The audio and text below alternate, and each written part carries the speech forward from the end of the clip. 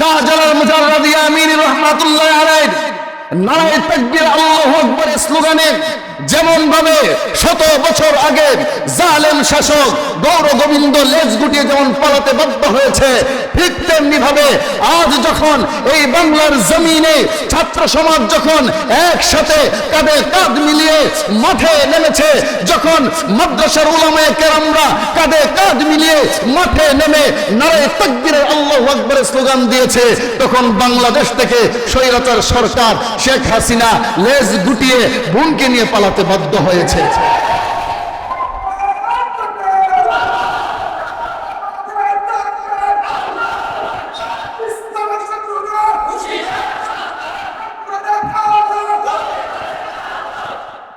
ইতিহাস পড়লে জানবেন হযরত শাহজালাল মুজাররদ ইয়ামিনী রাহমাতুল্লাহি আলাইহি, আজ আমরা শাহজালালের নাম দিয়ে খিচুড়ি পাকায় খাই, শাহজালালের নাম দিয়ে আমরা সিন্নি পাকাই, শাহজালাল মুজাররদের নাম দিয়ে আমরা উরুস মুবারক করি, আর যখন নির্বাচনের সময় আসে শাহজালালের নাম দিয়ে মানুষের কাছে ভোটও চাই, না ঠিক কিনা? কিন্তু শাহজালাল মুজাররদ ইয়ামিনী এই বাংলার জমিনে কোন বিজনেসের প্ল্যাটফর্ম নিয়ে এই বাংলার জমিনে আসে নাই। শাহজালাল মুজাররদ ইয়ামিনী তিনি বাংলার জমিনে সিন্নি আর খিচুড়ির ব্যাগ পাঠানোর জন্য বাংলার জমিনে আসে নাই। শাহজালাল মুজাররদ ইয়ামিনী এই বাংলার জমিনে একটা চেতনা, একটা উদ্দেশ্য নিয়ে এসেছে এবং যুবকদের অন্তরে আল্লাহর তাকওয়া ঢেলে দেওয়ার জন্য এসেছে, ঠিক কিনা? আমরা জানি শাহজালাল মুজাররদ ইয়ামিনী রাহমাতুল্লাহি আলাইহি সেই তার ইতিহাস পড়লে আপনারা জানবেন তৎকালীনের যে গভর্নর ছিলেন, সিলেটের সবচেয়ে প্রভাবশালী ক্ষমতাশীল গভর্নর ছিলেন, বাদশা ছিলেন গৌর গোবিন্দর সেই জুলুমের অত্যাচারে কোন মানুষ শান্তিতে ঘুমাতে পারতো না, রাস্তায় বের হতে পারতো না, কোন নারী বের হইতে পারতো না, কোন মানুষ কোন বিজনেস করতে পারতো না, চাকরি করতে পারতো না, এমনকি আল্লাহর জমিনে আল্লাহর কোন আইন বাস্তবায়ন করতে দিত না, আযান দিতে দিত না, নামাজ পড়তে দিত না, কুরবানি করতে দিত না। ওই সময় একজন যুবক, তার নাম ছিল বুরহানুদ্দিন, তার ঔরস থেকে একটা সন্তান জন্ম হওয়ার পরে রাসূলের সুন্নাহ পালন করার জন্য গরু জবাই করে তার সন্তানের আকিকা দেওয়ার পর গৌর গোবিন্দর কাছে খবর গেল।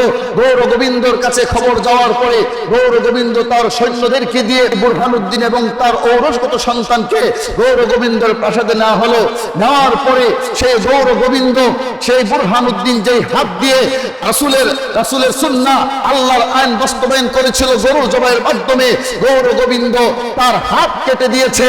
শুধু তাই না, ওই ছোট্ট শিশু একদিনের বাচ্চাকে গৌর গোবিন্দ সেই পাষাণ গৌর গোবিন্দ এই জালেম তলোয়ার দিয়ে দুই টুকরা দিয়ে খণ্ডিত করে ফেলেছে।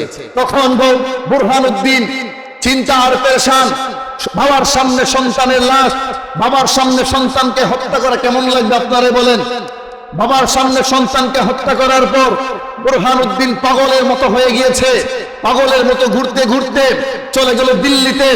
দিল্লির তৎকালীনের মসনদে যেই বাদশাহ একজন নেই পরায়ণ শাসক ছিল, তিনার নাম ছিল আলাউদ্দিন শাহ রহমাতুল্লাহি আলাইহি। তখন তিনার কাছে গিয়ে বলে, আপনি সিংহাসনে মসনদে বসে রাজত্ব করতেছেন, আর এই দিকে পূর্ববঙ্গ দেশে সেখানে এক জালেম বাদশাহ, এক জালেম শাসক গৌর গোবিন্দ মানুষের উপর অত্যাচার করতেছে, জুলুম করতেছে। কিয়ামতের দিন আপনি আলাউদ্দিন বাদশাহ আল্লাহর সামনে দাঁড়িয়ে কি জবাব দিবেন? আমি বিচার দিলাম আল্লাহর কাঠগড়ায়। ওই বাদশাহ আলাউদ্দিন বলে, যে বেটা তুই আল্লাহর কাছে আমার নামে নালিশ দিস না, আমার নামে নালিশ দিও না, বিচার দিও না আল্লাহর কাছে, আমি ব্যবস্থা করতেছি। তখন ওই সময়ের এই বাদশাহ তখন তার সৈন্যদের থেকে সেকেন্দার শাহ আলী তাকে নিয়ে একটা সংগঠন তৈরি করে এই পূর্ববঙ্গ দেশে পাঠানোর পরও তারা বলল যে আমরা পারছি না, আরো সৈন্য দরকার। এরপরে বলার পরে আরেক সৈন্য যখন রেডি করার পরে শাহজালাল মুজাররদ সেই আরব কান্ট্রির কাছে ইয়ামেনে শাহজালাল মুজাররদ ইয়ামিনী রাহমাতুল্লাহি আলাইহি ঘুমাইলেন। ঘুমন্তর মধ্যে মদিনা থেকে মদিনা রওজার আতহার থেকে বিশ্বনবী মুহাম্মদ রাসূলুল্লাহ সাল্লাল্লাহু আলাইহি ওয়াসাল্লাম শাহজালাল মুজাররাদ ইয়ামিন রাহমাতুল্লাহ আলাইহির ঘরে এসে স্বপ্ন জেগে বলতেছে, ও শাহজালাল আর কত ঘুমাইবা, এবার ঘুম থেকে উঠো, চাদর শরীর থেকে ফেলে দাও, তুমি ঘুমাইতেছো আর ওই দিকে আমার প্রাণের শহর, আমার প্রাণের দেশ, এই বঙ্গদেশের পূর্ব বঙ্গদেশের সিলেটের মাতৃভূমিতে জালেম শাসক মানুষের উপর অত্যাচার করতেছে, জুলুম করতেছে, আর তুমি ঘুমাইতেছো, এক্ষুনি ঘুম থেকে উঠো। শাহজালাল মুজাররাদ ইয়ামিন রাহমাতুল্লাহ আলাইহি ঘুম থেকে উঠে রওনা হয়ে গেলেন সিলেটের উদ্দেশ্যে। যখন রওনার পথে তিনার সাথে অনেক আউলিয়া জমতে জমতে 307 আউলিয়া নিয়ে রওনা হলো। মিলে রওনা হয়ে আস্তে আস্তে এই নারায়ণগঞ্জের সোনারগাঁও তাদের ঘাঁটি হলো। জানেন কিনা ইতিহাস আমি জানি না, ইতিহাস পড়বেন তাহলে জানতে পারবেন। শাহজালাল মুজাররাদ ইয়ামিন রাহমাতুল্লাহ আলাইহি সর্বপ্রথম তাদেরকে নিয়ে আসলে সোনারগাঁও থেকে, এখান থেকে তারা রওনা হবেন সিলেটের উদ্দেশ্যে। যখন রওনা হলো সিলেটের উদ্দেশ্যে যুদ্ধের জন্য, গৌর গোবিন্দের কাছে গোপন ভাবে খবর পৌঁছে গেল। তখন সেই সুরমা নদীর তীর থেকে যত ধরনের ডিঙ্গি নৌকা ছিল সবগুলো উঠায় নিছে। নেওয়ার পরে শাহজালাল মুজাররাদ ইয়ামিন রাহমাতুল্লাহ আলাইহি গেলেন, সেখানে গিয়ে একটা নৌকাও নাই, সুরমা নদী পাড়ি দিবে। কিন্তু শাহজালাল মুজাররাদ ইয়ামিন রাহমাতুল্লাহ আলাইহি বলে, নৌকার প্রয়োজন নাই, হাতের মধ্যে জায়নামাজ আছে। সুবহানাল্লাহ পড়বেন না? আর একটু জোরে বলেন। শাহজালাল মুজাররাদ ইয়ামিন রাহমাতুল্লাহ আলাইহি তখন 307 আউলিয়াকে বললেন, হাতের জায়নামাজ নদীতে বিছায় নাও।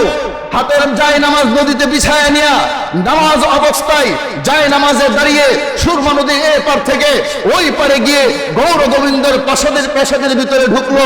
ঢুকার পরে শাহজালাল মুজাররাদ ইয়ামিন রাহমাতুল্লাহ আলাইহি তার বজ্র কণ্ঠে নারায়ে তাকবীর আল্লাহু আকবারের স্লোগান যখন দিল, দেওয়ার সাথে সাথে গৌর গোবিন্দর প্রাসাদ আর তার রাজত্ব ভেঙে চুরমার হয়ে গিয়েছে।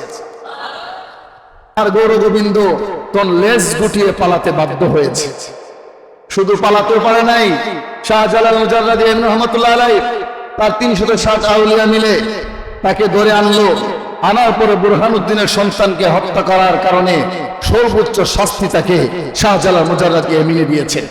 শাহজালাল মুজাররাদ ইয়ামিন রাহমাতুল্লাহ আলাইহি নারায়ে তাকবীর আল্লাহু আকবারের স্লোগানে যেমন ভাবে 100 বছর আগে জালেম শাসক গৌর গোবিন্দ লেজ গুটিয়ে যেমন পালাতে বাধ্য হয়েছে, ঠিক তেমনি ভাবে আজ যখন এই বাংলার জমিনে ছাত্র সমাজ যখন একসাথে কাঁধে কাঁধ মিলিয়ে মাঠে নেমেছে, যখন মাদ্রাসার উলামায়ে কেরামরা কাঁধে কাঁধ মিলিয়ে মাঠে নেমে নারায়ে তাকবীরের আল্লাহু আকবারের স্লোগান দিয়েছে, তখন বাংলাদেশ থেকে স্বৈরাচার সরকার শেখ হাসিনা লেজ গুটিয়ে বোনকে নিয়ে পালাতে বাধ্য হয়েছে।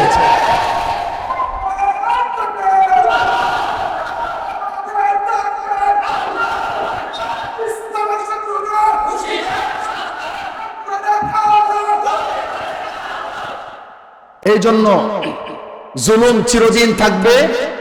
আর একটু জোরে বলেন।